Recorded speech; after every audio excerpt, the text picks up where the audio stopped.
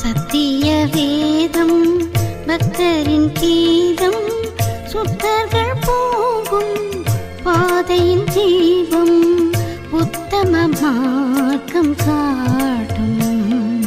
கிறிஸ்துவுக்குள் பிரியமுள்ள சகோதர சகோதரிகளை, நம்முடைய பிதாவாகிய தேவனாலும் கர்த்தராகிய இயேசு கிறிஸ்துவினாலும் கிருபையும் சமாதானமும் உண்டாவதாக என்கிற அன்பின் வாழ்த்துக்களோடு, தேவனுடைய மிகுந்த கிருபையினாலே இந்த நல்ல நாளிலே நாம் இந்த இணைப்பின் மூலமாக ஒன்று சேர, தேவனுடைய மகா பரிசுத்தமான சகல பிரஸ்தாபத்தை பார்க்கிலும் அவர் மகிமைப்படுத்தி வைத்திருக்கிற மேன்மையும் அருமையுமான அவருடைய வார்த்தைகளை தியானிக்கும்படியாக தேவன் கொடுத்த அந்த நல்ல வாய்ப்புக்காக அவருக்கும் அவருடைய குமாரருக்கும் மகிமையை செலுத்தி கொண்டு, அன்புக்குரிய சகோதர சகோதரிகளை, இந்த நாளிலே நாம் பார்க்க போகிற பாடம் வேதத்தில் பழைய ஏற்பாட்டில் இருக்கிற ஒரு கதாபாத்திரத்தை குறித்து தான், விசேஷமாய் ஒரு பெண்மணியை குறித்து தான் நாம் பார்க்க இருக்கிறோம். நம்ம எல்லாருக்கும் மிகவும் தெரிந்த ஒரு கதாபாத்திரத்தை தான் நாம் இன்னைக்கு பார்க்க இருக்கிறோம். அப்போ நாம் இன்னைக்கு பார்க்க இருக்கிற அந்த நபர் அன்னாளை குறித்து தான் நம்ம பார்க்க இருக்கிறோம். அப்போ அன்னாளை குறித்து அநேக பாடங்கள் நம்ம எல்லாருமே கேட்டிருப்போம். இந்த அன்னாளினுடைய பாடத்திலிருந்து நம்ம நேரடியாகவும் நிறைய காரியங்கள் நம்ம கற்றுக்கொண்டிருப்போம். நிழலும் பொருளுமாகவும் நிறைய பாடங்கள் நம்ம கேட்டிருக்கிறதுக்கு வாய்ப்பு இருக்குது. இன்றைக்கி நாம் பார்க்க போகிறது புதிதாக சத்தியத்துக்குள்ளே வந்திருக்கிற சகோதர சகோதரிகளுக்கும் இன்னும் எல்லாரும் பயனடைகிற வகையில் நம்ம என்ன பண்ண போகிறோம்னா, ஒரு சில காரியங்கள் நம்ம வேதத்திலேருந்து நம்ம இன்றைக்கி பார்க்க போகிறோம். அப்போ அன்புக்குரிய சகோதர சகோதரிகளை, முதலாவது நாம் அன்னாளை குறித்து நம்ம பார்க்கும்போது, அன்னாளினுடைய சரித்திரத்தை குறித்து கூட நம்ம தெரிஞ்சிருக்கும் போது இந்த பாடத்துக்கு அது கொஞ்சம் பிரயோஜனமாக இருக்கும். முதலாவது நம்ம தெரிந்து கொள்ள வேண்டிய விஷயம் என்ன அப்படின்னு சொல்லி பார்த்தீங்கன்னா, நிறைய பேருக்கு இந்த 1 சாமுவேல் 1 வசனத்தில் தான் அன்னாவினுடைய அந்த சரித்திரம் ஆரம்பிக்குது. அந்த 1 வசனத்திலேயே இன்னைக்கு நிறைய பேருக்கு என்னன்னா ஒரு சில சந்தேகங்கள் இருக்குது. அதை நம்ம பார்த்துட்டு நம்ம என்ன பண்ணலாம்னா பாடத்துக்குள்ளே நம்ம போகலாம். இப்போ நம்ம வாசிக்கலாம் 1 சாமுவேல் 1 வசனம். 1 சாமுவேல் 1 வசனம். எப்பிராயிம் மலைதேசத்தில் இருக்கிற சோபிம் என்னப்பட்ட ராமதாயும் ஊரானாகிய ஒரு மனுஷன் இருந்தான். அவனுக்கு எல்கானா என்று பேர். அவன் எப்பிராயிமினாகிய சூப்புவுக்கு பிறந்த தோகுவின் குமாரனாகிய எலுகுவின் மகனான எரோகியாமின் புத்திரன். இதை நம்ம சாதாரணமாக படிச்சுட்டு போயிட்டோம்னா இதில் நமக்கு ஒரு சந்தேகமும் வராதுங்க. ஆனால் வேதத்தை கொஞ்சம் ஆராய்ச்சி பண்ணி ஒரு சில கேள்விகளோடு படிக்கணும்னு நினைக்கிறவங்களுக்கு இதில் ஒரு சின்ன சந்தேகம் வர்றதுக்கு வாய்ப்பு இருக்குது. ஏன் அப்படின்னா, இந்த வசனம் எப்படி ஆரம்பிக்குதுன்னு சொல்லி பார்த்தீங்கன்னா, எப்ராயிம் மலை தேசத்தில் இருக்கிற சோபிம் எனப்பட்ட ராமதாயும் ஊரானாகிய ஒரு மனுஷன் இருந்தான். அவனுக்கு எல்கானா என்று பேர். இங்கே பாருங்கள், இந்த முதல் வசனத்தில் எல்கானா அறிமுகமாகிறார். ஆனால் எப்படி அறிமுகமாகிறார்னு பார்த்தோன்னா, அவன் எப்ராயிமினாகிய சூப்புக்கு பிறந்த தோகுவின் குமாரனாகிய எலிகூவின் மகனான எரோகாமின் புத்திரன். அப்போ இதில் என்ன நமக்கு ஒரு கேள்வி வருது அப்படின்னு பார்த்தீங்கன்னா, இந்த எல்கானா எந்த கோத்திரம் அப்படின்னு சொல்லி இங்கே வசனம் சொல்லுதுன்னா, எப்ராயிம் கோத்திரம்னு சொல்லுதுங்க. இன்னைக்கு ஒரு சிலருக்கு என்ன இந்த வசனத்தை படிக்கும்போது சந்தேகம் வரும் அப்படின்னா, சும்மா நார்மலாக படிச்சுட்டு போகிறவங்களுக்கு எந்த பிரச்சனையும் இல்லைங்க. ஆனால் ஒரு சிலர் கொஞ்சம் கருத்தாக படிக்கணும் அப்படின்னு நினச்சாங்கன்னா, இதுக்கு பின்னாடி இந்த எல்கானாவுக்கும் அன்னாளுக்கும் பிறக்கிற குழந்தை தான் சாமுவேல். இந்த சாமுவேல் பின்னாட்களை எப்படி வளர்க்கப்படுகிறார்னா, அன்னாளால் என்ன பண்ணுறாங்கன்னா, அவங்க ஏலிங்கிற ஆசாரியன்கிட்ட கொண்டு போய் விடப்படுறாங்க. இப்போ ஏலிக்கிட்ட இந்த சாமுவேல் என்ன பண்ணுறாருன்னா, வளரும் போதே இவரும் ஒரு ஆசாரியனாக வளர்க்கப்படுகிறார். ஏலிக்கு அப்புறம் இவர் தான் ஆசாரிய ஊழியம் கூட செய்கிறார். சவுல் காலத்தில் நம்ம பார்க்குறோம் அந்த பலி செலுத்துகிற காரியங்கள் எல்லாமே. இப்போ நம்மளுடைய கேள்வி என்ன அப்படின்னா, பொதுவாக ஆசாரிய ஊழியம் செய்கிறது லேவி கோத்திரத்தில் இருந்து தான் செய்யணும். ஆனால் இங்கே நம்ம பார்க்குறோம், எப்ராயிம் கோத்திரத்தில் இருந்த எல்கானா இதில் பிறந்துட்ட சாமுவேல் எப்படி ஒரு ஆசாரிய ஊழியம் செய்ய முடியும்? அப்போ இது நியாயப்பிரமாணத்துக்கு விரோதமான ஒரு காரியமாக இருக்கேன்னு ஒரு சிலருக்கு இந்த முதல் வசனத்தில் கேள்விகள் வரலாம். ஆனால் அன்புக்குரிய சகோதரர்களே, நல்லா நம்ம புரிந்து கொள்ளணும், எல்கானா எப்ராயிம் கோத்திரம் கிடையாது. ஆனால் அந்த எப்ராயிம் தேசத்தில், அந்த எப்ராயிம் மலை தேசத்தில் வாழ்ந்துட்டவர் தான் எல்கானாவை ஒழிய எல்கானா எப்ராயிமன் கிடையாது. இதை நம்ம நல்லா புரிஞ்சிருக்கணுங்க. ஏன்னா எல்கானா எந்த கோத்திரம்னு நீங்கள் பார்த்தீங்கன்னா, அவர் லேவி கோத்திரம் தான். இதை நம்ம எப்படி உறுதிப்படுத்தலாம் அப்படின்னு சொல்லி நீங்கள் பார்த்தீங்கன்னா, இப்போ நம்ம வசனம் நம்ம வாசிக்கலாம். 1 நாளாகமும் 6 வசனம். 1 நாளாகமும் 6 வசனம். லேவியன் குமாரர் கெர்சோன், கோகாத், மெராரி என்பவர்கள். இங்க நீங்க பாத்தீங்கன்னா லேவியின் அந்த வம்ச வரலாறு அங்க சொல்லப்பட்டுட்டு வருது. அப்ப லேவியின் குமாரரை குறித்து சொல்லிட்டு அதுலயே 20வது வசனம் 1 நாளாகமும் 6 20வது வசனம். கெர்சோமின் குமாரன் லிப்னி, இவன் குமாரன் யாகாத், இவன் குமாரன் சிம்மா. பாருங்க, அதுல கெர்சோம் அந்த வம்சத்தை பத்தி சொல்ல வருது. அதாவது ஃபர்ஸ்ட் லேவியை சொல்லி லேவியின் குமாரர்ல அந்த கெர்சோமை பத்தி சொல்லிக்கிட்டே வரும்போது இப்ப அதுலயே 26வது வசனம் நம்ம வாசிக்கலாம். 1 நாளாகமம் 6:26. எல்கானாவின் குமாரரில் ஒருவன் சோப்பா. இங்க பாத்தீங்கன்னா இங்க வராரு பாருங்க, அந்த பேர் எல்கானா அப்படின்னு சொல்லி. அப்ப நமக்கு ஒரு கேள்வி வரும், இந்த 1 சாமுவேல் 1ஆம் அதிகாரத்துல வாசிச்ச எல்கானாவும் இங்க 1 நாளாகமம் 6ஆம் அதிகாரம் 26ல வாசிக்கிற எல்கானாவும் ஒன்னா பிரதர் அப்படின்னு சொல்லி நீங்க பாத்தீங்கன்னா அந்த எல்கானாவை பத்தி சொல்லிட்டு வரும்போதுதான் 28வது வசனம். 1 நாளாகமம் 6ஆம் அதிகாரம் 28வது வசனம். சாமுவேலின் குமாரர் அவனுடைய முதல் பேரான வஸ்னி, அபியா என்பவர்கள். அப்ப அன்புக்குரிய சகோதர சகோதரிகளை நல்லா கவனிங்க. இங்க எல்கானாவுடைய பெயரும் அங்க பதிவு செய்யப்பட்டிருக்கு. சாமுவேலினுடைய குமாரர் அப்படின்னு சொல்லி என்ன ஆயிருக்குன்னா அடுத்து அது வருத நம்ம பாக்குறோம். அப்ப இப்ப நமக்கு இன்னொரு கேள்வி கூட வரும், இந்த சாமுவேலும் அந்த எல்கானாவும் வேற யாருமா இருக்கலாமே, இது எப்படி பிரதர் இங்க நீங்க தொடர்பு படுத்துறீங்க அப்படின்னு சொல்லி நீங்க பாத்தீங்கன்னா இங்க நம்ம மறுபடியும் அந்த வசனத்தை உங்களுக்கு ஞாபகப்படுத்துறேன். 26வது வசனத்துல நீங்க வேதத்தை நீங்க கையில இருந்தா நீங்க வேதத்தை எடுத்து விரிச்சு நீங்க பாத்துக்கங்க. 1 நாளாகமம் 6ஆம் அதிகாரம் 26வது வசனம் 512ஆம் பக்கத்துல, எல்கானாவின் குமாரரில் ஒருவன் சோபாய், இவன் குமாரன் நாகாத். அதாவது இந்த எல்கானாவுக்கு சாமுவேலுக்கு அப்புறம் பிள்ளைகள் பிறக்கிறாங்க, அவங்களுடைய பெயர்கள் இதுல பதிவு செய்யப்பட்டிருக்கலாம். 27வது வசனத்துல இவன் குமாரன் எலியாப், இவன் குமாரன் ஏரோகாம், இவன் குமாரன் எல்கானா அப்படின்னு சொல்லிட்டு தான் இந்த எல்கானாவை பத்தி சொல்லும் போது தான் பாருங்க 27வது வசனத்துல எல்கானா வந்துட்டார் இல்லைங்களா.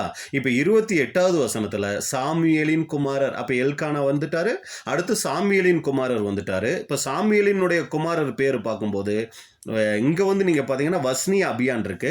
ஆனா நம்ம இன்னொரு வசனத்துல நம்ம பார்க்கும்போது 1 சாமுவேல் 8ஆம் அதிகாரம் 2வது வசனம். 1 சாமுவேல் 8ஆம் அதிகாரம் 2வது வசனம். அவனுடைய மூத்த குமாரனுக்கு பெயர் யோவேல், இளையவனுக்கு பெயர் அபியா.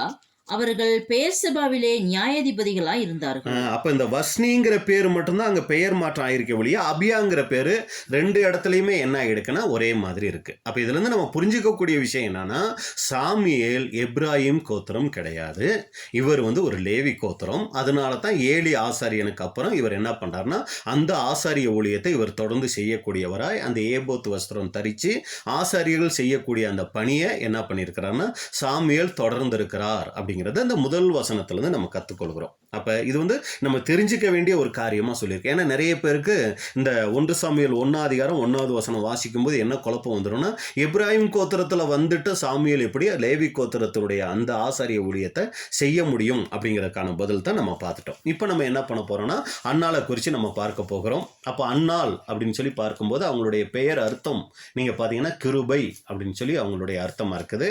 இப்போ அன்னாளினுடைய குடும்ப பின்னணி அப்படின்னு சொல்லி நம்ம பார்க்கும்போது அன்னாளினுடைய கணவர் எல்கானா, இவருக்கு 2 மனைவிகள். அப்போ முதல் மனைவி யாரு அப்படின்னு சொல்லி நம்ம பார்க்கும்போது அன்னால தான் எல்கானா திருமணம் பண்றாரு. பின்னாடி எதுக்கு அவர் பெனினால திருமணம் பண்ணினார் அப்படின்னு சொல்லி நம்ம பார்க்கும்போது அன்னாளுக்கு அநேக நாட்களா அங்க குழந்தை இல்லாம இருக்குது. இப்ப வம்ச விருத்திக்காக என்ன பண்றாருன்னா அவர் பெனினால திருமணம் பண்ணி இருக்கணும் அப்படிங்கிறத நம்ம புரிஞ்சுக்கிறோம்.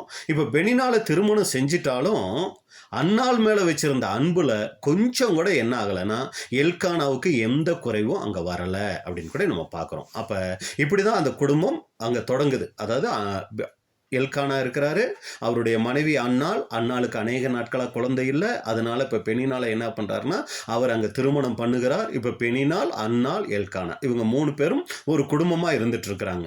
இப்போ பெனினாளுக்கு குழந்தை பிறக்கிற வரைக்கும் அவங்க எப்படி இருந்திருக்கிறாங்கன்னா ஓரளவுக்கு அவங்க அமைதியாக நல்ல ஒரு மனைவியாக அவங்க எல்லா வகையிலும் நல்லவங்களாக இருந்திருக்கிறாங்க. ஏன்னா அவங்களுக்கு எந்த சூழ்நிலைகளிலும் பிரச்சனை இல்லை. ஆனா இப்ப குழந்தை பிறந்த உடனே தான் இங்க பெனினாளுடைய உண்மை சுபாவம் அங்க வெளிப்படுறத நம்ம பார்க்கிறோம். அன்புக்குரிய சகோதர சகோதரர்களே, இன்னைக்கு ஒரு சிலருக்கு ஒரு சில நேரங்கள்ல பாத்தீங்கன்னா ரொம்ப நல்லவங்க தான், ஆனா ஒரு சில ஆசீர்வாதங்கள் உலக பிரகாரமா கிடைக்கும் போதுதான் அவங்களுடைய உண்மை சுபாவம் அங்க வெளிப்படுறத பார்க்கிறோம். அதே போல இங்க நம்ம பார்க்கிறோம் பெனினாளினுடைய இப்போ உண்மை சுபாவம் வெளிப்படுது. இதே போல வேதத்துல இன்னொரு நபரை நீங்க பாத்தீங்கன்னா சாராளையும் ஆகாரையும் நம்ம சொல்லலாம். சாராளுக்கு இப்போ குழந்தை இல்லைன்னு சொல்லி என்ன பண்ணுறாங்கன்னா அவங்களே தான் ஆபிரகாமுக்கு அங்கே திருமணம் பண்ணி வைக்கிறாங்க. ஆனால் இப்போ ஆகாருக்கு குழந்தை பிறந்த உடனே வசனம் என்ன தெரியுங்களா சொல்லுது? ஆதியாகமம் 16ஆம் அதிகாரம் 4வது வசனத்தில் நம்ம பார்க்குறோம். ஆதியாகமம் 16:4 அவன் ஆகாரோடே சேர்ந்த போது அவள் கர்ப்பம் தரித்தாள். அவள் தான் கர்ப்பவதியானதை கண்டபோது, ஆகாரை குறித்து சொல்லும்போது, அவள் தான் கர்ப்பவதியானதை கண்டபோது தன் நாச்சியாரை அற்பமாக எண்ணினாள். அன்புக்குரிய சகோதரர்களே, அதே போலதான் இங்க நம்ம பார்க்கிறோம். இப்ப பெனினாளுக்கு குழந்தை பிறந்த உடனே என்ன ஆயிடுச்சு அப்படின்னு சொல்லி பாத்தீங்கன்னா, அவங்க அன்னாளை வருத்தப்படுத்த ஆரம்பிக்கிறாங்க, ரொம்ப விசனப்படுத்த ஆரம்பிக்கிறாங்க, நிறைய நேரங்கள்ல மனம் மடிவாக்குறாங்க, அன்னாளினுடைய துக்கத்தை அதிகரிக்கிறவங்களா காணப்படுறாங்க.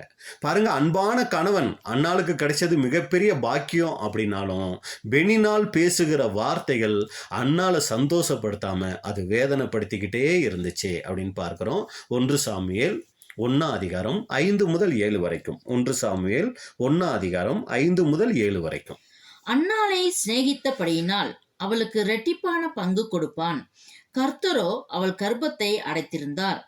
கர்த்தர் அவள் கர்ப்பத்தை அடைத்தபடியினால் அவளுடைய சக்கலத்தை அவள் துக்கப்படும்படியாக அவளை மிகவும் விசனப்படுத்துவாள். பாருங்க அன்புக்குரிய சகோதர சகோதரிகளே, அவளுடைய சக்கலத்தை அவள் துக்கப்படும்படியாக அவளை மிகவும் விசனப்படுத்துவாள். அவள் கர்த்தருடைய ஆலயத்துக்கு போகும் சமயத்தில் அவன் வருஷந்தோறும் அந்த பிரகாரமாய் செய்வான். எல்கானா என்ன பண்ணுவார்னா, அன்னாளினுடைய துக்கத்தை மறக்கிறதுக்காக ரெட்டிப்பா அவங்களுக்கு எல்லா விதத்திலையும் அவர் கொடுப்பார்.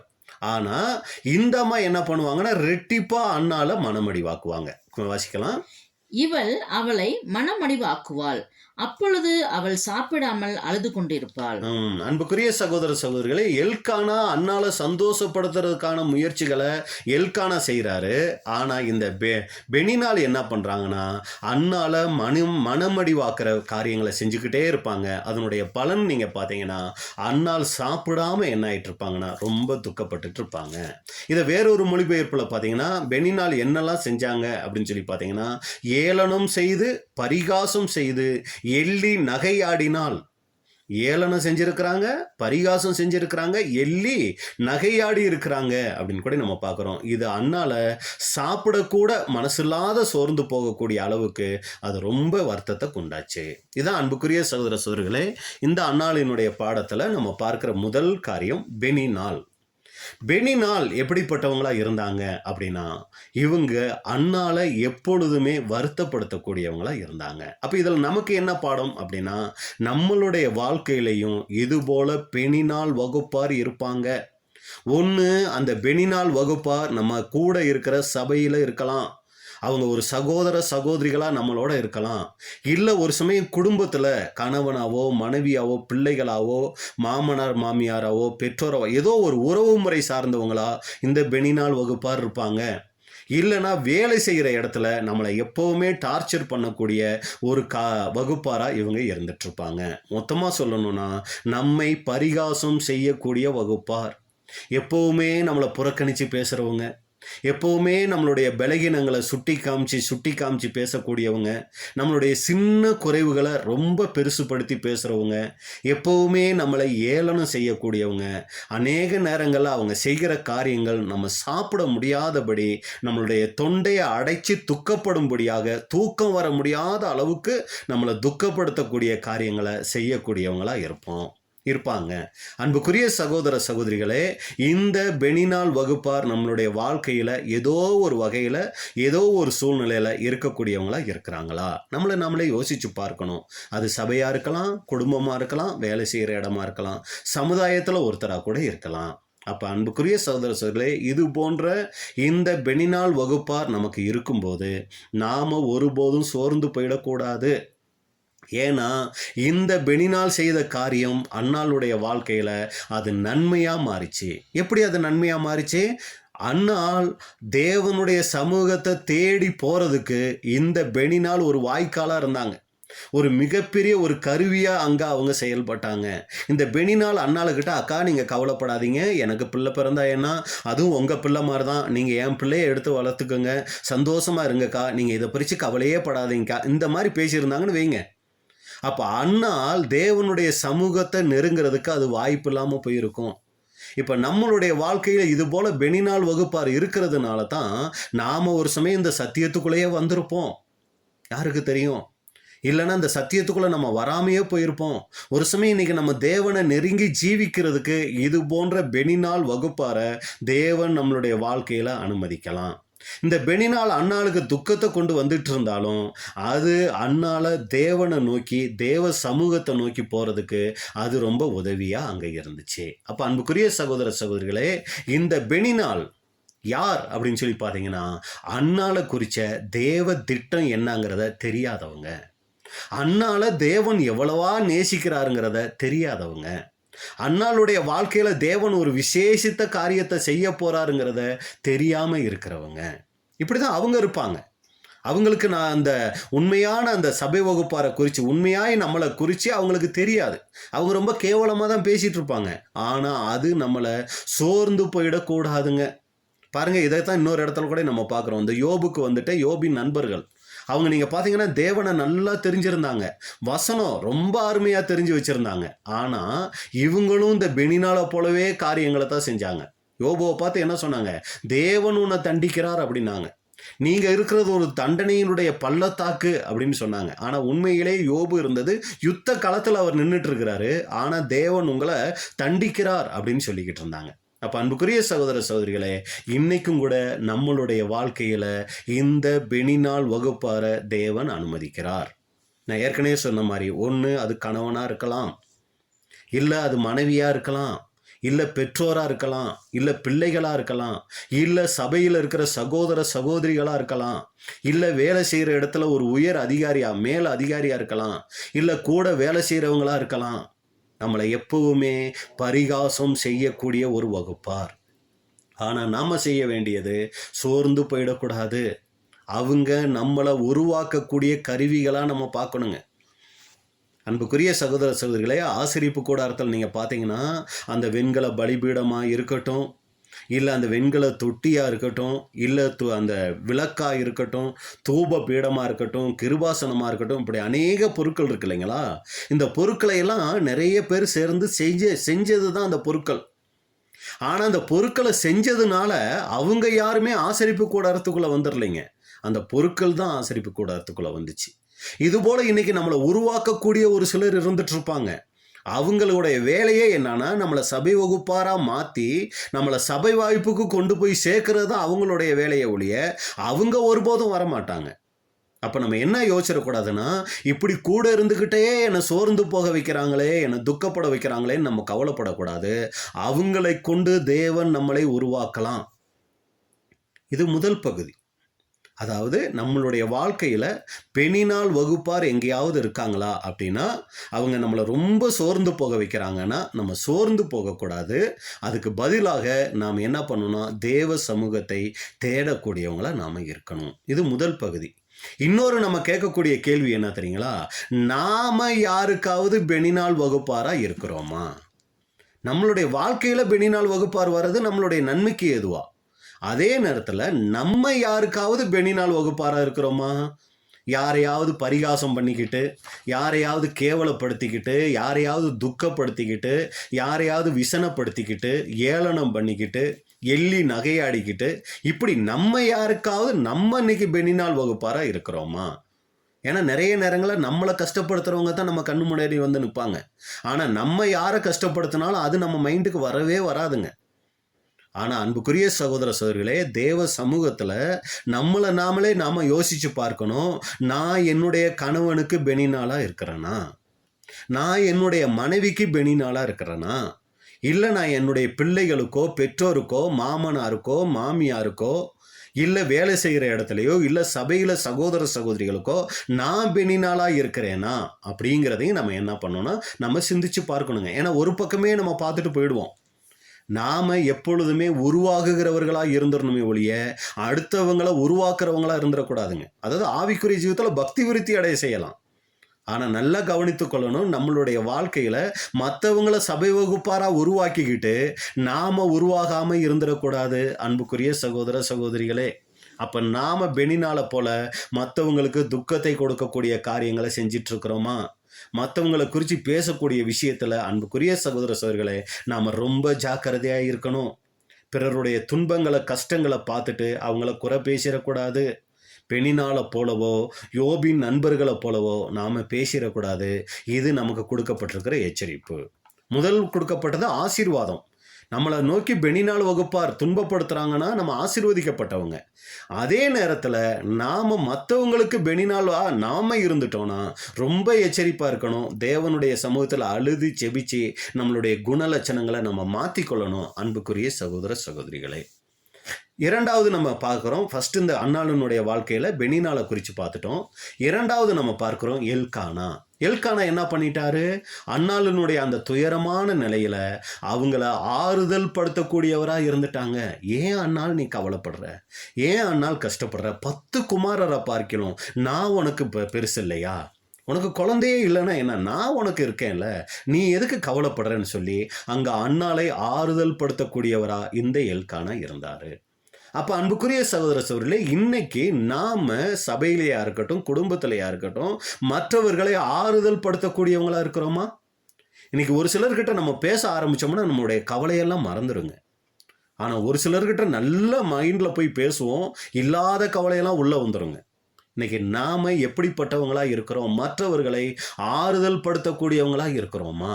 பாருங்க, அப்போஸ்தலர் நடபடிகளை நம்ம பார்க்குறோம். பர்னபா, அவருக்கு பேரே ஆறுதலின் மகன். அப்படின்னா என்ன அர்த்தம்?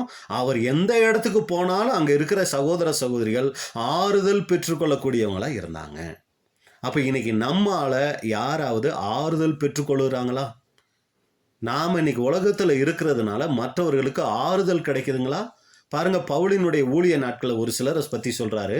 கொலோசையர் 4ஆம் அதிகாரம் 7 முதல் 11 வரைக்கும். கொலோசையர் 4ஆம் அதிகாரம் 7 முதல் 11 வரைக்கும்.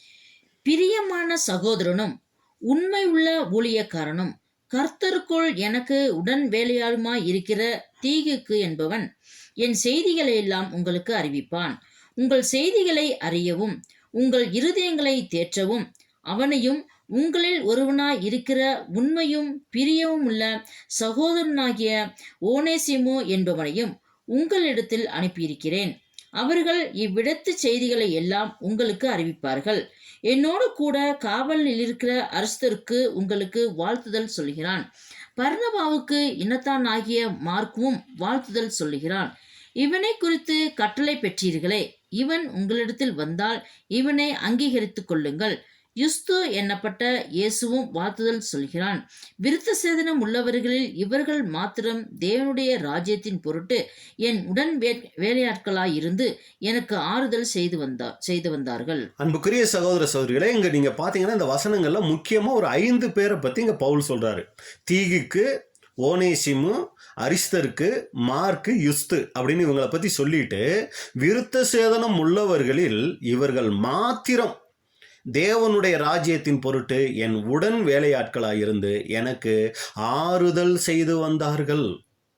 அன்புக்குரிய சகோதர சகோதரிகளே, இன்னைக்கு இது போன்ற ஒரு நபர்களா நாம இருக்கிறோமா? நம்மால எத்தனை பேருக்கு ஆறுதல் கிடைக்குது? அதனால தான் வேதம் சொல்லும்போது எபிரேயர் 10ஆம் அதிகாரம் 24, 25. எபிரேயர் 10ஆம் அதிகாரம் 24 மற்றும் 25. மேலும் அன்புக்கும் நற்கிரியைகளுக்கும் நாம் ஏவப்படும்படி ஒருவரை ஒருவர் கவனித்து சபை கூடி வருதலில் சிலர் விட்டுவிடுகிறது போல நாமும் விட்டுவிடாமல் ஒருவருக்கொருவர் புத்தி சொல்ல கடவோம். நாளானது சமீபத்து வருகிறதை எவ்வளவாய் பார்க்கிறீர்களோ அவ்வளவாய் புத்தி சொல்ல வேண்டும். அன்புக்குரிய சகோதர சகோதரிகளே, நம்ம சபை கூடி வரதனுடைய ஒரு முக்கியமான நோக்கம் என்ன தெரியுங்களா? மற்றவர்களை உற்று கவனிச்சு யார் யாருக்கு என்னென்ன காரியங்கள் இருக்குங்கிறத கவனிச்சு அங்கே என்ன சொல்லியிருக்குன்னா புத்தி சொல்ல கடவும்னு சொல்லியிருக்கு இல்லைங்களா? அது இன்னொரு மொழிபெயர்ப்பில் நீங்கள் பார்த்தீங்கன்னா உற்சாகப்படுத்துறதை பற்றி சொல்லியிருக்குங்க. ஏன்னா புத்தி சொல்கிறது நம்ம எல்லாருக்கும் ரொம்ப ஈஸி, ஆனால் அதை பற்றி சொல்லிங்க, உற்சாகப்படுத்தணுமாமா. அதை இன்னொரு வகையில் நம்ம சொல்லும்போது தான் ஆறுதல் படுத்தக்கூடியவங்களா இருக்கணும். அப்போ நம்மளை நாமளே சிந்திச்சு பார்ப்போம். நாம் இன்னைக்கே குடும்பத்தில், சபையில், வேலை செய்கிற இடத்துல மற்றவர்களுக்கு பெனினால் வகுப்பாராக இருக்கிறோமா, இல்லை எல்கானா வகுப்பாராக இருக்கிறோமா? இதை நம்ம பார்த்துட்டோம். இப்போ தான் நம்ம என்ன பண்ண போகிறோம்னா அன்னாளை குறித்து ஒரு சில காரியங்கள் நம்ம பார்க்கலாம். இப்போ இது போன்ற ஒரு சூழ்நிலை, ஒரு பக்கம் பெனினாளுடைய டார்ச்சர், இன்னொரு பக்கம் எல்கானாவுடைய அன்பு ஆதரவான பேச்சு. ஆனால் இந்த சூழ்நிலை நீங்கள் பார்த்தீங்கன்னா இந்த எல்கானா எவ்வளவு ஆறுதல் படுத்தினாலும் அந்த ஆறுதலை காட்டிலும் இந்த பெனினாலினுடைய வார்த்தைகள் தான் அண்ணால ரொம்ப என்ன பண்ணிருச்சுன்னா ரொம்ப வேதனைக்கு உள்ளாக்க ஆயிடுச்சு. இப்போ நம்ம அண்ணாலை குறித்து நம்ம பார்க்குறோம். எந்த ஒரு இடத்துலையும் அண்ணாளினுடைய முதல் குணலட்சணம் என்ன தெரியுங்களா? குறை சொல்லாத அண்ணாள். முதல் காரியம் நம்ம பார்க்குறோம், குறை சொல்லாத அண்ணாள். இதான் முதல்ல நம்ம பார்க்குற காரியம். சரிங்களா? இங்கே பாருங்க, அண்ணாள் பெனினாலை குறித்து எந்த விதமான குறையும் யாருக்கிட்டையும் சொல்லலை. இன்னும் சொல்ல போனால் எல்கானா கிட்ட கூட அவங்க என்ன பண்ணலன்னா இதை சொல்லலை. ஆனால் எல்கானாவுக்கு தெரிஞ்சிருக்குது பெனினால் ரொம்ப டார்ச்சர் பண்ணுறாங்கன்னு தெரிஞ்சிருக்குது. ஆனால் ஒருபோதும் நம்ம வசனத்தில் நம்ம பார்க்குறோம், அண்ணாள் போய் எல்கானா கிட்ட எந்த விதமான முறையீடும் அவங்க செய்யலை. அங்கே சாரால் பார்க்குறோம், ஆபிரகாம் கிட்ட போய் முறையிடுறாங்க, இவளை அடித்து துரத்து அப்படின்னு சொல்கிறாங்க. ஆனால் அந்த மாதிரி அண்ணாள் இங்கே எந்த ஒரு வார்த்தையும் சொல்லலை. தன்னை விட்டு பெனினாலை அப்புறப்படுத்த சொல்லலை. இல்லை ஒரு சமயம் எல்கானா கிட்ட சண்டை போடல, எனக்கு பிள்ளை கொடும், இல்லாவிட்டால் நான் சாகுறேன், இந்த மாதிரி யாராவது சொன்னாங்களா அப்படின்னு சொல்லி நீங்கள் பார்த்தீங்கன்னா ஆதியாகமம் 30ஆம் அதிகாரம் 1வது வசனத்தில் பார்த்தீங்கன்னா அங்கே ராகேல் லேயாளை பற்றி சொல்லும்போது யாக்கோபு கிட்ட சொல்கிறாங்க. ஆதியாகமம் 30:1. ராகேல் தான் யாக்கோபுக்கு பிள்ளை பெறாததை கண்டு தன் சகோதரின் மேல் பொறாமை கொண்டு யாக்கோபை நோக்கி, எனக்கு பிள்ளை கொடும், இல்லாவிட்டால் நான் சாகிறேன் என்றாள். பாத்தீங்களா? இந்த மாதிரி அண்ணாள் ஏதாவது பேசினாங்களா? எல்கானா உனக்கு கல்யாணம் பண்ணி இவ்வளவு நாள் ஆச்சு, எனக்கு ஒரு பிள்ளை கொடு, அந்த இப்போ வந்த பெனினாளுக்கு குழந்தை பிறந்துருச்சு, இல்லைன்னா நான் சாகுறேன் அப்படின்னு சொல்லி பெனினாள் மேலே எந்த விதமான வெறுப்போ பொறாமையோ அவங்க காட்டல. எல்கானா கிட்டையும் எந்த விதமான கோப வார்த்தைகளையும் அங்கே அண்ணாள் சொன்னதா நம்ம பார்க்கல. அப்போ இதில் நமக்கு என்ன பாடம் அப்படின்னா, இன்னைக்கு நம்மளை தவறாக பேசுகிறவங்களை குறித்து, நம்மளை காயப்படுத்துறவங்களை குறித்து நம்மளுடைய மனநிலை என்ன? அண்ணாள் பாருங்க, எந்த விதமான கோபமோ இல்லை குறை சொல்லுகிற காரியமோ அங்கே அவங்க எதுவுமே அங்கே செய்யலை அப்படின்னு சொல்லி பார்க்குறோம். அப்போ இன்னைக்கு கணவனை குறிச்சோ மனைவியை குறிச்சோ நம்மளால் நேர்மையாக சொல்ல முடியுமா? எனக்கு யார் மேலேயும் எந்த விதமான கோபமோ இல்லை கசப்போ இல்லைன்னு நம்மளால் சொல்ல முடியுமா? இப்போ அடுத்து இன்னொரு பாருங்க, இங்கே அண்ணாள் பெனினாலை குறித்து எல்கானா கிட்ட எதுவுமே சொல்லலை. இப்போ அவங்க தேவனுடைய சந்நிதிக்கு போயிட்டாங்க. அங்கே ஒரு காரியம் நடக்குது. அங்கே ஒரு நபர் இருக்கிறார். 1 சாமுவேல் 1ஆம் அதிகாரம் 10-11. 1 சாமுவேல் 1ஆம் அதிகாரம் 10 மற்றும் 11. அவள் போய் மனம் கசந்து மிகவும் அழுது கர்த்தரை நோக்கி விண்ணப்பம் பண்ணி, சேனைகளின் கர்த்தாவே தேவரீர் உம்முடைய அடியாளின் சிறுமியை கண்ணோக்கி பார்த்து உம்முடைய அடியாளை மறவாமல் நினைத்தருளி உமது அடியாளுக்கு ஒரு ஆண் பிள்ளையை கொடுத்தால் அவன் உயிரோடு இருக்கும் சகல நாளும் நான் அவனை கர்த்தருக்கு ஒப்பு கொடுப்பேன், அவன் தலையின் மேல் சவரகன் கத்தி படுவதில்லை என்று ஒரு பொருத்தனை பண்ணினாள். இங்க நம்ம பார்க்கிறோம், அண்ணாள் போய் மனம் கசந்து மிகவும் அழுது ஆண்டவரை நோக்கி வேண்டிட்டு இருக்கிறாங்க. இதை ஒருத்தர் உன்னிப்பா பார்த்துட்டு இருக்கிறார், ஏலி. இவர் பாருங்க என்ன சொல்றாருன்னு 1 சாமுவேல் 10ஆம் அதிகாரம் 12ல இருந்து. அவள் கர்த்தருடைய சந்நிதியில் வெகு நேரம் விண்ணப்பம் பண்ணுகிற போது ஏலி அவள் வாயை கவனித்துக் கொண்டிருந்தான். அன்னாள் தன் இருதயத்திலே பேசினாள், அவளுடைய உதடுகள் மாத்திரம் அசைந்தது, அவள் சத்தமோ கேட்கப்படவில்லை. ஆகையால் அவள் வெறித்திருக்கிறாள் என்று ஏலி நினைத்து, இப்ப ஏலி பாக்குறாரு, என்ன இவ்வளோ நேரம் இந்த அம்மா பிரேயர் பண்ணிட்டு இருக்கிறாங்க, நம்ம கூட அந்த அளவுக்கு பிரேயர் பண்ணதில்லையே, அப்ப இது சாதாரணமா யாராலையும் இப்படி பிரேயர் பண்ண முடியாது, இந்த அம்மா ஏதோ தண்ணி அடிச்சுட்டு வந்ததுனால இவங்க என்ன பண்ணிட்டு இருக்கிறாங்க அப்படியே உட்காந்துக்கிட்டு போலாம். ஏன்னா இந்த தண்ணி அடிச்சவங்கள நம்ம பார்த்துருக்கோம் இல்லைங்களா? பார்த்தீங்கன்னா அவங்க பாட்டுக்கு ஏதாவது ஒன்று சொல்லிக்கிட்டு அப்படியே பேசிக்கிட்டே இருப்பாங்க பாருங்க. அந்த மாதிரி இவர் என்ன பண்ணிட்டாருன்னா அண்ணால இங்க நினைச்சிட்டார். இப்ப நினைச்சது மாத்திரம் இல்ல, தப்பு இல்லை, நினைச்சிருந்தா அது அவரோட போயிடுக்கும். ஆனா என்ன தெரியுங்களா பண்ணிட்டாரு, அண்ணால கூப்பிட்டு பேச ஆரம்பிச்சிட்டாரு. அடுத்த வசனம், அவளை நோக்கி நீ எது வரைக்கும் வெறுத்திருப்பாய், உன் குடியை உன்னை விட்டு விலக்கு என்றார். அன்புக்குரிய சகோதரர்களே, நினைச்சு பாருங்க அண்ணாளினுடைய நிலைமைய. அவங்களே மனம் கசந்து வெறுத்து போய் அவங்க தேவனுடைய சமூகத்துல ஜெபிச்சுட்டு இருக்கிறாங்க. இப்போ அந்த பிரதான ஆசாரியன் கூப்பிட்டு ஏன் நீ தண்ணி அடிச்சிருக்கிறன்னு கேட்டா பாருங்க, இப்போ நம்மளே சிந்திச்சு பார்க்கணும். இப்போ நம்ம சகோதரர்கள் நடுவுலையே யாரோ ஒரு பிரதரை பார்த்து ஏன் பிரதர் நீங்க தண்ணி அடிச்ச மாதிரி தெரியுதுன்னு கேட்டா எவ்வளவு கோபம் வரும். இப்போ இவர் ஒரு பெண்மணியை, ஒரு சகோதரியை பார்த்து இவர் என்ன பண்ணுறாருங்க, ஏன் நீ தண்ணி அடிச்சிருக்கிற அப்படின்னு சொல்லி கேட்டால் எந்த அளவுக்கு டென்ஷன் ஆகியிருக்கணும். ஆனால் இங்கே பாருங்க அண்ணாளினுடைய அந்த வார்த்தைகளை நீங்கள் பாருங்க. அடுத்த வசனம், அதற்கு அன்னாள் பிரதியுத்தரமாக, அப்படி அல்ல என் ஆண்டவனே, நான் மன கிளேசமுள்ள ஸ்திரீ, நான் திராட்சரசமாகிலும் மதுவாகிலும் குடிக்கவில்லை. நான் கர்த்தருடைய சந்நிதியில் என் இருதயத்தை ஊற்றிவிட்டேன். உம்முடைய அடியாளை பேலியாளின் மகளாக எண்ணாதையும், மிகுதியான விசாரத்தினாலும் கிளேசத்தினாலும் இந்நேரம் மட்டும் விண்ணப்பம் பண்ணினேன் என்றாள். பாருங்க, அன்னாளினுடைய அந்த பிரதி உத்தரம் பாருங்க எப்படி இருக்கு அப்படின்னு சொல்லி பார்த்தீங்கன்னா, அதற்கு அன்னாள் பிரதி உத்தரமாக, அப்படி அல்ல என் ஆண்டவனே. ஏயா நீயெல்லாம் ஒரு மனுஷனா? உன்னை யாரையா பிரதான ஆசாரியனை வச்சா? என்ன போய் இந்த மாதிரி பேசுற அப்படின்னு எந்த விதமான ஒரு தவறான வார்த்தைகளும் வரல. மிக மெதுவான ஒரு பிரதி உத்தரம் அன்னாளினுடைய அந்த வாயிலிருந்து வர்றதை நம்ம பார்க்குறோம். இங்கே கூட நீங்கள் பார்த்தீங்கன்னா, அன்னாள் ஏலிகிட்டையும் கூட தன்னுடைய குடும்ப பிரச்சனையை சொல்லலை, பெணினாலை குறித்து சொல்லலை, ஏலியை குறிச்சும் எந்த குறையும் சொல்லாமல் அவங்களுடைய துக்கத்தை அங்கே சொல்கிறத நம்ம பார்க்குறோம். அப்போ அன்புக்குரிய சகோதர சகோதரிகளே, இதில் நமக்கு என்ன பாடம் அப்படிங்கும்போது, இன்னைக்கு மற்றவங்க நம்மளை புரிஞ்சிக்காம தவறாக பேசும்போது நம்மளுடைய பிரதியுத்தரம் எப்படிப்பட்டதாக இருக்குது. நம்மளுடைய வாயின் வார்த்தைகள் அதில் தேவன் மகிமைப்படுற மாதிரி வார்த்தைகள் இருக்குதா, இல்லை உலகத்தாரை போலவோ இல்லை உலகத்தாரை விட மோசமாவோ நம்மளுடைய வாயின் வார்த்தைகள் அங்கே இருக்குதா? அப்போ சகோதரர்கள் இதை குறித்து சொல்லும்போது நீங்கள் பார்த்தீங்கன்னா, தேவ நோக்கம் நம்மேல் இருக்குமே ஆனால், தேவன் நம்மை தெரிந்து கொண்டு இருப்பாரே ஆனால், மற்றவர்கள் நம்மை காயப்படுத்துகிற இந்த வாழ்க்கை இல்லாமல், இந்த அனுபவம் இல்லாமல் நாம் இந்த ஜீவியத்தை கடக்க முடியாது. நல்லா நீங்கள் ஞாபகம் வச்சுக்கோங்க, நல்லா கவனிங்க அன்புக்குரிய சகோதர சகோதரிகளே. தேவனுடைய நோக்கம் நம்ம மேலே இருந்தா, அதாவது சபையில் இருக்கிற எல்லா சகோதர சகோதரிகளையும் நான் இதில் சொல்லலைங்க. ஏன்னா எல்லாருக்கிட்டையும் தேவ நோக்கம் இன்னைக்கு இல்லை, எல்லாரையும் தேவன் தெரிஞ்சுக்கலைங்க. ஆனால் ஒரு சமயம் நம்ம மேலே தேவ நோக்கம் இருந்தா, தேவன் நம்மளை தெரிஞ்சிருந்தா, மற்றவங்க நம்மளை காயப்படுத்துகிற இந்த ஒரு வாழ்க்கை இல்லாமல், இந்த ஒரு அனுபவம் இல்லாமல் நாம் இந்த ஜீவியத்தை கடக்க முடியாது. இங்கே அன்னால தேவன் விசேஷமாக தெரிஞ்சிருந்தாரு. அதனால அன்னாளுக்கு ஒரு சில அனுபவங்கள் அங்கே கொடுக்கப்படுது. அவர் காயப்படுறாரு, நொறுக்கப்படுறாரு, வேதனைப்படுறாங்க. ஆனால் பார்த்தீங்கன்னா இந்த அனுபவம் மற்றவங்களுக்கு இல்லை. இப்போ இன்றைக்கி நம்ம கூட அதை யோசிக்கலாம். பிரதர், சபையில் எல்லாரும் நல்லா இருக்காங்க பிரதர், எல்லாரும் நல்லா வந்து போகிறாங்க, எனக்கு மட்டும்தான் இவ்வளவு பிரச்சனை அப்படின்னு நம்ம நினைக்கலாம். நமக்கு எவ்வளவு பிரச்சனைகள் இருக்குதோ, அதாவது சத்தியத்தின் நிமித்தம் எவ்வளவு பிரச்சனைகள் இருக்குதோ அவ்வளவுக்கு நாம் விசேஷ பாத்திரங்களாக தேவனுடைய பார்வையில் நாம் இருக்கிறோம். அதனால நமக்கு விசேஷித்த அனுபவங்கள் நமக்கு தேவை. அப்போ நம்ம என்ன பண்ணணும்? யாரையும் குறை சொல்லாதவங்களா, அவங்கள தேவன் நமக்கு அனுமதிச்சிருக்கிற கருவிகளாக நம்ம என்ன பண்ணணும்னா பார்த்து கற்றுக்கொள்ளணும் அன்புக்குரிய சகோதர சகோதரிகளே. அப்போ அன்னாளுக்கிட்ட நம்ம பார்த்துட்ட முதல் காரியம் என்ன அப்படின்னு சொல்லி பார்த்தீங்கன்னா, அன்னாள் இவ்வளவு பிரச்சனைகள் மத்தியிலையும் யாரையும் குறை சொல்லலை.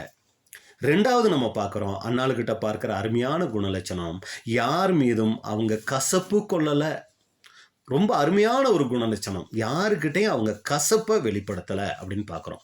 பாருங்கள், காயப்படுத்துகிற அனுபவம் இல்லாமல் நாம் இயேசுவை போல மாற முடியாது. அதனால் நல்லா புரிஞ்சுக்கொள்ளணும், நமக்கு இது போன்ற சூழ்நிலைகள் வரும்போது நாம் இயேசுவின் அடிச்சுவடுகளை பின்பற்றி நடக்க ஆரம்பிக்கும் போது அதனுடைய பாதை ரொம்ப குறுகிக்கிட்டே தான் போகும். பலர் நம்மளை வெறுப்பாங்க, பரிகாசம் பண்ணுவாங்க, குற்றப்படுத்துவாங்க, அவமானப்படுத்துவாங்க, நம்ம செய்யாததை செஞ்சதாக சொல்லுவாங்க.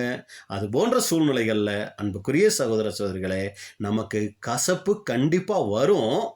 ஆனால் நாம் கசப்பு கொள்ளாதவர்களாக மாறணும். யாக்கோபு 3:13-14. யாக்கோபு 3:13 மற்றும் 14.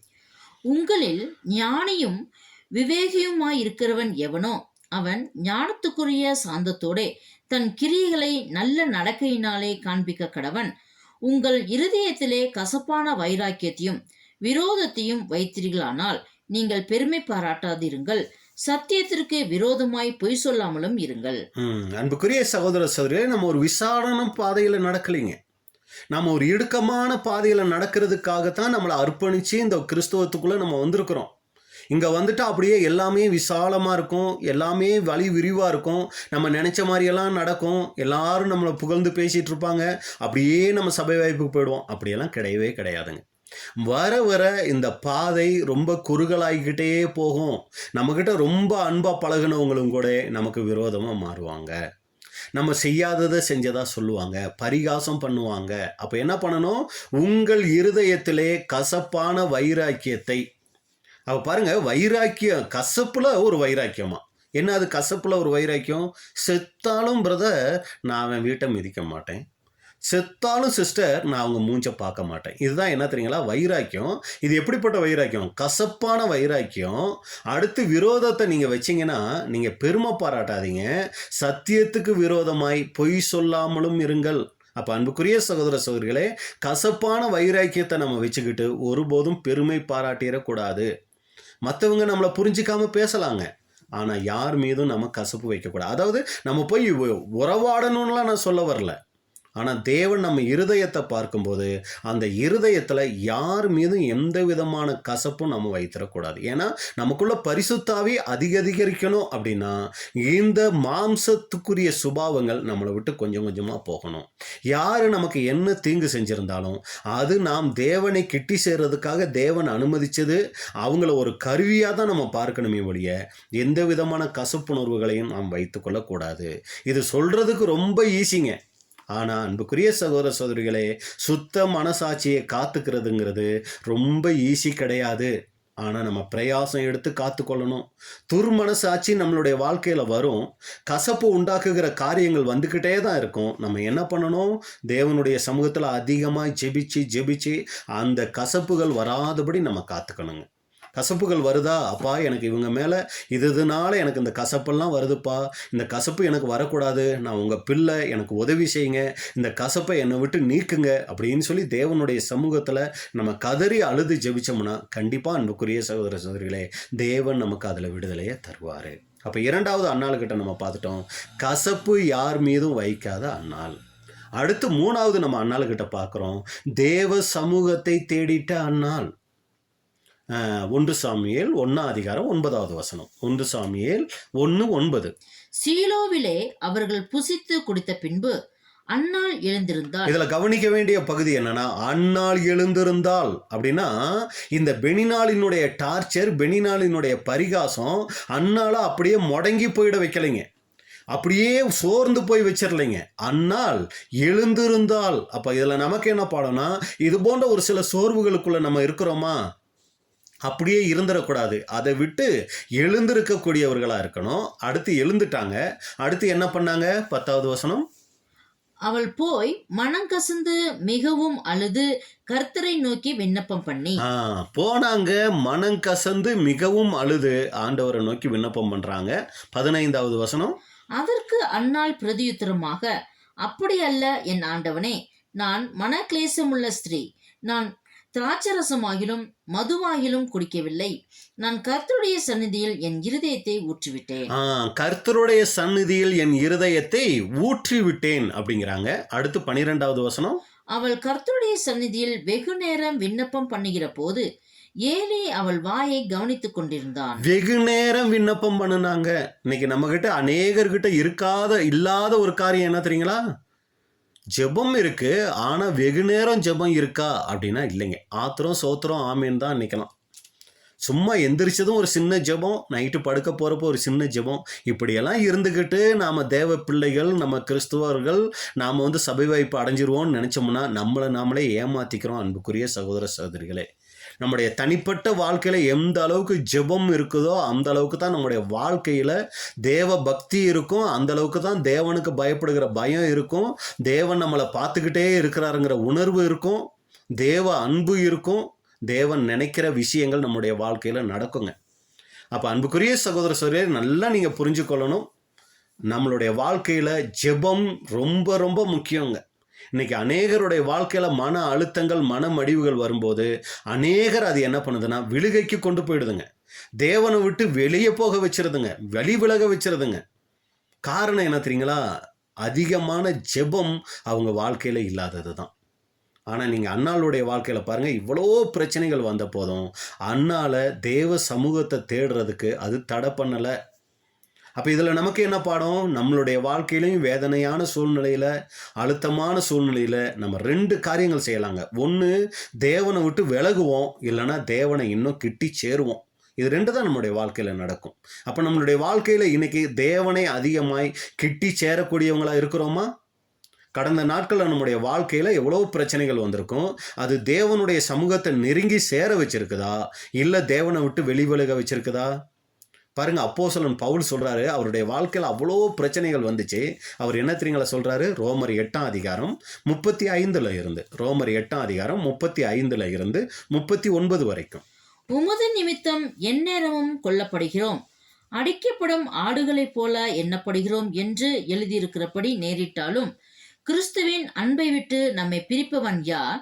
உபத்திரவமோ, வியாகுலமோ, துன்பமோ, பசியோ, நிர்வாணமோ, நாசமோசமோ, பட்டயமோ, இவை எல்லாவற்றிலேயும் நாம் நம்மில் அன்பு கூறுகிறவர்களாலே முற்றும் ஜெயம் கொள்ளுகிறவர்களாய் இருக்கிறோமே.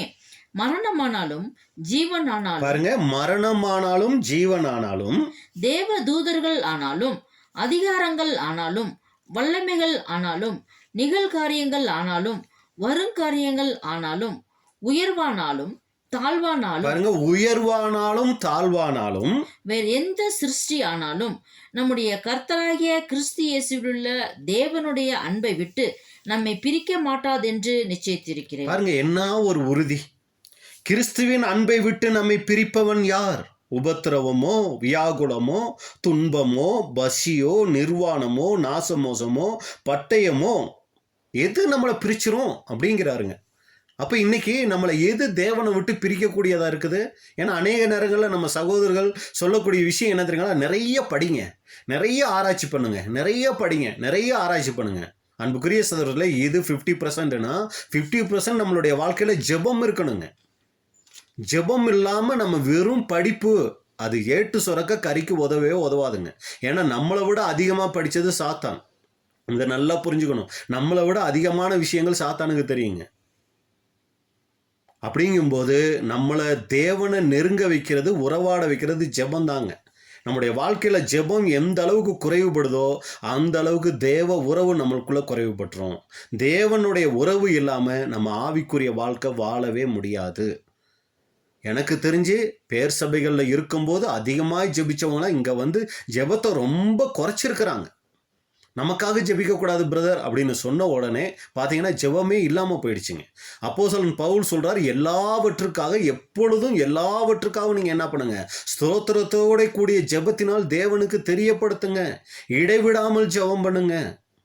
எத்தனை வசனங்கள் இருக்குது ஜெபத்தை குறித்து பாருங்க. வேதத்தில் கூட நம்ம பார்க்குறோம், தேவனுடைய மனிதர்கள் அவங்களுக்கு சோர்வான சூழ்நிலைகள் வரும்போது, நெருக்கடியான சூழ்நிலைகள் வரும்போதெல்லாம் அவங்க செஞ்ச ஒரே காரியம் ஜெபம் தாங்க. தாவீது ஜெபிச்சாரு, யோசபாத் என்ன செய்யறதுனே எங்களுக்கு தெரியல இந்த கூட்டத்துக்கு முன்னாடி ஜெபிச்சாரு, தானியேல் ஜெபிச்சாரு, நெகேமியா ஜெபிச்சாரு, எஸ்தர் ஜெபிச்சாரு. பிரதர், இதெல்லாம் நீங்க பழைய ஏற்பாட்டில் தானே பிரதர் சொல்றீங்க? அப்படின்னா புதிய ஏற்பாட்டில் சொல்லுங்க பிரதர்னா. ஒரே பெஸ்ட் ரோல் மாடல் என்ன தெரியுங்களா? ஆண்டவராகிய இயேசு கிறிஸ்து முழுவதும் ஜெபிக்கிறார்.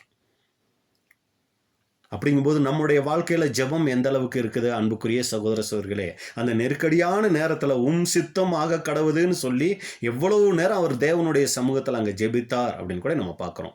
அடுத்து அப்போஸ்தலர்கள் அவங்களுடைய வாழ்க்கையில் நம்ம பார்க்குறோம், இக்கட்டான சூழ்நிலைகள் வரும்போது அவங்க ஜெபிக்கிறாங்க. அவங்க ஜெபித்த இடம் அசைந்தது அப்படின்னு அப்போஸ்தலர் நடவடிக்கைகளில் பார்க்குறோம். அப்போ இன்னைக்கு நம்முடைய வாழ்க்கையில் ஜெபம் எந்த அளவுக்கு இருக்குது? சபைகளில் நம்ம கூடும்போது ஜெபம் சுருக்கமாக இருக்கணுங்க. ஆனால் அந்தரங்க ஜெபம் எந்த அளவுக்கு நம்மளால் அதிகமாக ஜெபிக்க முடியுதோ அந்த அளவுக்கு நம்ம ஜெபிக்கணும். அன்புக்குரிய சகோதர சகோதரிகளே, எப்போ நம்மளுடைய ஜெப நேரம் அதிகமாகும்?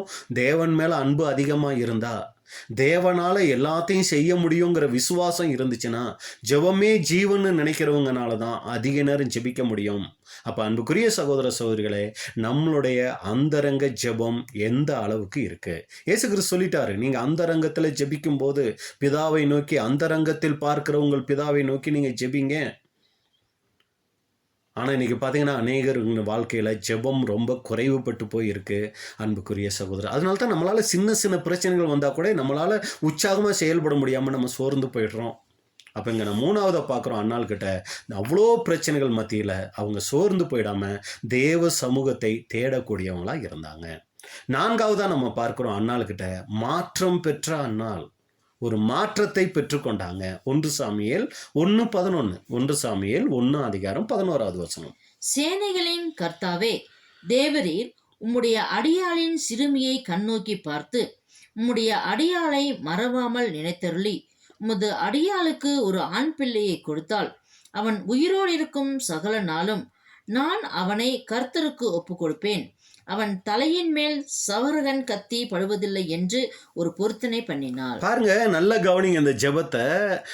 சேனைகளின் கர்த்தாவே, தேவரீர் உம்முடைய அடியாளின் சிறுமையை கண்ணோக்கி பார்த்து உம்முடைய அடியாளை மறவாமல் நினைத்தருளி உமது அடியாளுக்கு, பாருங்க நல்ல கவனிங்க, பாருங்க, உம்முடைய அடியாளின் சிறுமையை, அங்கே நம்ம பார்க்குறோம் உம்முடைய அடியாளின் சிறுமையை கண்ணோக்கி பார்த்து, உம்முடைய வருது இல்லைங்களா.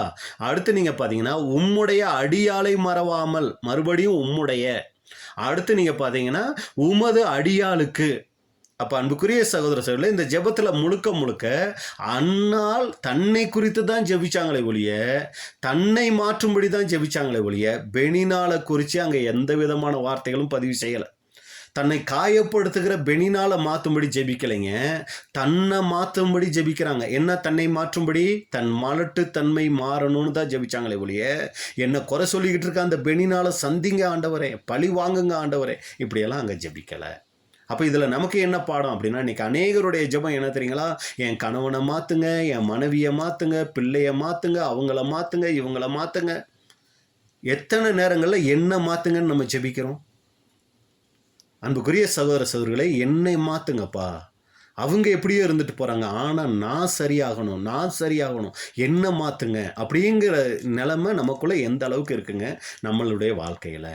அப்போ உண்மையான தேவனுடைய பிள்ளைகள், உண்மையாக ஜெபிக்கிறவங்க, உண்மையாய் தேவனோட உடன்படிக்கை செஞ்சவங்க, என்னை மாற்றுங்கிறதுல தான் அதிக கவனம் செலுத்துவாங்க. நாளுக்கு நாள் அவங்களுக்குள்ள மாற்றங்கள் நடந்து கொண்டே இருக்கும். இப்போ நம்மளுடைய கேள்வி, நம்ம சத்தியத்துக்குள்ளே எத்தனை வருஷம் ஆயிடுச்சு? நமக்குள்ளே வளர்ந்துருக்கிற தேவ சுபாவம் எவ்வளவு? நிறைய சத்தியங்களை விரும்பி கேட்குறோம், நிறைய ஆராய்ச்சிக்குரிய சத்தியங்களை கேட்குறோம், நிறைய சபை கூடுகைகளில் கலந்துக்கிறோம், எல்லாமே ஓகே. நமக்குள்ளே நடந்த மாற்றம் என்ன? எத்தனை கன்வென்ஷன் அட்டன் பண்ணிட்டோம், எத்தனை பாடங்கள் படிச்சுட்டோம், எத்தனை தொடர் வகுப்புகள் கேட்டுட்டோம், எத்தனை ஆராய்ச்சிக்குரிய சத்தியங்கள் கேட்டுட்டோம், நமக்குள்ளே நடந்திருக்கிற மாற்றங்கள் என்ன? இங்கே பாருங்கள், இங்கே அன்னாளினுடைய ஜெபம் வேற யாரையும் மாற்றுறதுக்காக ஜெபிக்கலை, தன்னை மாற்றுறதுக்காக ஜெபமாக இருந்துச்சு. இன்றைக்கி நம்மளுடைய ஜெபம் அன்புக்குரிய சகோதர சகோதரிகளை எப்படி இருக்குது? அப்போ அன்னாளுக்கிட்ட நம்ம பார்த்துட்டோம், அவங்க முதலாவது குறை சொல்லாதவங்களாக இருந்தாங்க, ரெண்டாவது யார் மேலேயும் கசப்பு கொள்ளாதவங்களாக இருந்தாங்க, மூணாவது நம்ம பார்க்குறோம் தேவனுடைய சமூகத்தை தேடக்கூடியவங்களாக இருந்தாங்க, நாலாவதா மாற்றம் பெறுறவங்களா, அதாவது தன்னை மாற்றும்படி ஜெபிக்கக்கூடியவங்களாக இருந்தாங்க, ஐந்தாவது கடைசியாக நம்ம பார்க்குறோம் அன்னாளினுடைய துதி. இதை பற்றி நிறைய சப்ஜெக்ட் நம்ம பார்த்துருக்க வாய்ப்பு இருக்குது. அந்த 1 சாமுவேல் 2ஆம் அதிகாரத்தில் நம்ம பார்க்குறோம் அன்னாளினுடைய அந்த துதி. இப்போ நம்மளுடைய கேள்வி என்னன்னா, அன்னாள் எப்போ துதிச்சாங்க அப்படின்னு சொல்லி பார்த்தீங்கன்னா, சாமுவேலை தந்ததுக்காக அன்னாள் துதிக்கலைங்க, தேவன் தந்த சாமுவேலை கொடுத்துட்டு அவங்க என்ன பண்ணுறாங்கன்னா அங்கே துதிக்கிறாங்க. பாருங்க, கொடுத்த உடனே துதிச்சிருப்பாங்க. இங்கே வசனப்பதிவுகள் இல்லை, ஆனால் என்ன வசனப்பதிவுகள் இருக்குன்னா, ஆண்டவர் கொடுத்த சாமுவேலை ஆண்டவருக்கே திரும்ப கொடுத்து என்ன பண்ணுறாங்கன்னா அங்கே துதிக்கக்கூடியவங்களா இருந்தாங்க. இதில் நமக்கு என்ன பாடம் அப்படின்னா, நாம் தேவனுக்கிட்ட பெற்றுக்கொண்டவைகளுக்காக துதிக்கிறவங்களா இருக்கிறோமா, தேவனுக்கு கொடுத்து துதிக்கிறவங்களா நம்ம இருக்கிறோமா? அப்போ நம்மளுடைய துதி எப்போவுமே பெற்றுக்கொள்றதுக்காகவே இருக்குதா, இல்லை கொடுக்கறதுலையும் நம்மளுடைய மகிழ்ச்சி அங்கே இருக்குதா அப்படிங்கிறத அன்புக்குரிய சகோதர சகோதரிகளை நாம் சிந்தித்து அங்கே பார்க்கணும். இதுதான் நம்ம இன்றைக்கி அன்னாளினுடைய வாழ்க்கையில் நம்ம பார்த்துட்டோம். இப்போ அன்னாள் தேவனுக்காக கொடுத்ததுக்காக தேவன் சும்மா இருந்தாரா? தேவன் அவங்களுக்கு எத்தனை பிள்ளைகள் மீண்டும் கொடுத்தார் அப்படின்னு சொல்லி பார்த்தீங்கன்னா 1 சாமுவேல் 2:21. 1 சாமுவேல் 2:21. அப்படியே கர்த்தர் அன்னாளை கடாட்சித்தார். அவள் கர்ப்பம் தரித்து 3 குமாரரையும் 2 குமாரத்திகளையும் பெற்றாள். அப்போ பார்த்தீங்கன்னா மொத்தம் 6 பிள்ளைகள். சாமுவேலுக்கு அடுத்து நீங்கள் பார்த்தீங்கன்னா இப்போ 3 குமாரர் 2 குமாரத்திகள் 5 பிள்ளைகளை அவங்க பெற்றெடுத்திருக்கிறாங்க அப்படின்னு கூட நம்ம பார்க்குறோம். அப்போ இதுதான் இன்றைக்கி நாம் பார்த்துட்டோம். நம்மளை நாமளே சிந்திச்சு பார்ப்போம். அன்புக்குரிய சகோதர சகோதரர்களே, நம்முடைய வாழ்க்கையில் பெனினாலாக நாம் இருக்கிறோமா? ஒரு சமயம் நம்முடைய வாழ்க்கையில் பெனினால்கள் அனுமதி, அது நமக்கு தேவை. ஏன்னா அதுதான் நம்மளை உருமாற்றும். அதுக்காக ஆண்டவருக்கு நன்றி சொல்லணும். ஆனால் அதே நேரத்தில் நாம் பெனினாலாக யாருக்காவது இருந்துடுறோமா அப்படிங்கிறதுல கவனமாக இருக்கணும். அடுத்து எல்கானாவை போல மற்றவர்களை உற்சாகப்படுத்தக்கூடியவங்களா நாம் இருக்கிறோமா? மூன்றாவது நம்ம பார்க்குறோம் அன்னாள். அன்னாளுக்கிட்ட நம்ம பார்த்துட்ட அருமையான குணலட்சணங்கள். அவங்க யாரை பற்றியும் எந்த சூழ்நிலை குறை சொல்கிறதுக்கு நிறைய வாய்ப்புகள் இருந்துச்சு, ஆனால் அதை அவங்க செய்யலை. அடுத்து நீங்கள் பார்த்தீங்கன்னா கசப்பு யார் மேலேயும் அவங்க வைக்கலை. அடுத்து தேவனுடைய சமூகத்தை தேடக்கூடியவங்களா இருந்துட்டாங்க. அடுத்து அவங்க மற்றவர்களை மாற்றும்படி சொல்லலை, தான் மாறும்படியா வாஞ்சை உள்ளவங்களா விருப்பம் உள்ளவங்களா ஜெபிக்கிறவங்களா அவங்க இருந்தாங்க.